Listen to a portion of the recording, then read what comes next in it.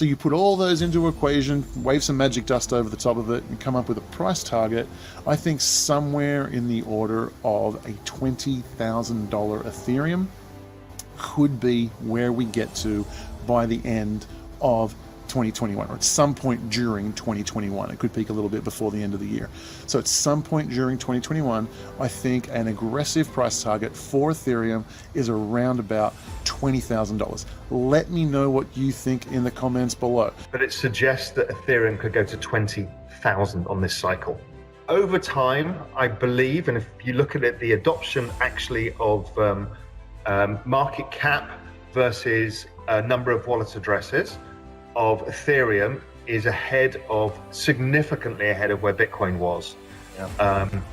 And you see the distribution of returns. Again, I put some of it on Twitter, and I've written this whole piece. I will do a piece for Real Vision Crypto in the next couple of weeks.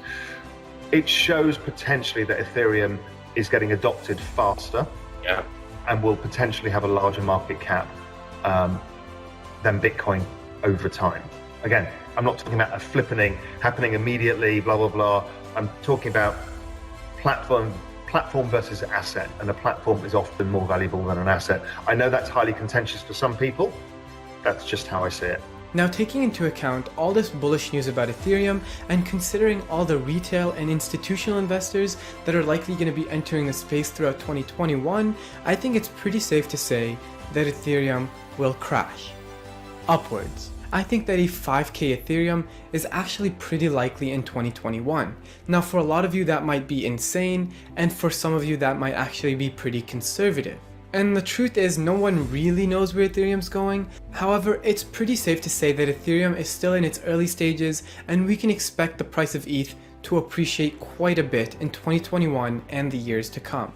And again, as of now, the price increase in Ethereum is largely driven by speculation. However, over time, that speculation will actually become a lot less, and Ethereum will really start to gain its ground. The price that Ethereum reaches by the end of this year is going to be dictated to a large degree by what happens to the price of Bitcoin. So in other words, whenever or the higher that Bitcoin goes, the higher that Ethereum will go. I think there is that kind of correlative relationship there. You can almost call it a dependent relationship in the sense that still Bitcoin has the majority of the kind of gravitational force. And so, yeah, if we're going to see higher prices for Bitcoin this year, that means we'll probably see higher prices for Ethereum as well. And so again, this is why it's worth checking out the previous one about Bitcoin. And so in my mind, it was a kind of $100,000 to $400,000 trading range with, for me, concentrated selling between that 200, 250K region. So what you can essentially do now is just apply the same sort of ratios to what's going on with Ethereum. And I could say it'd probably be similar performance, maybe slight outperformance for Ethereum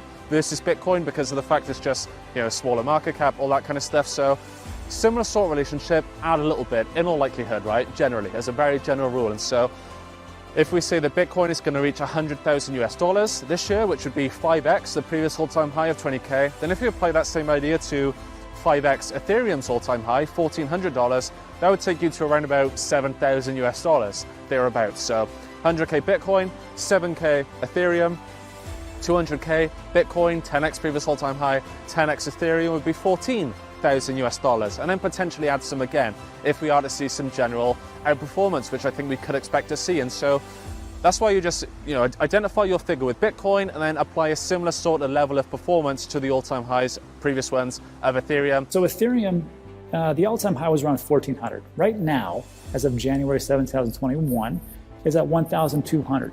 I do not see a problem with it hitting 10K, and I gave it an 8. And the reason why I gave it an 8 is because when you take a look at Ethereum, what's going on, they have some issues. Now, they could actually, shore up those issues with Ethereum 2.0 and everything could work itself out. The problem is that it's going to take a little bit of time. Now, there is some factors on there, which is the network effect. Everything's being built on Ethereum. That's why if I talk about DeFi, I'm just like, you can do DeFi all day long. But if you just want to make it simple, just get Ethereum because everything's built on it. Every ERC20 token that's out there. So the only reason I gave it a little bit lower is because of this ETH 2.0. If this all goes on off without a hitch, great.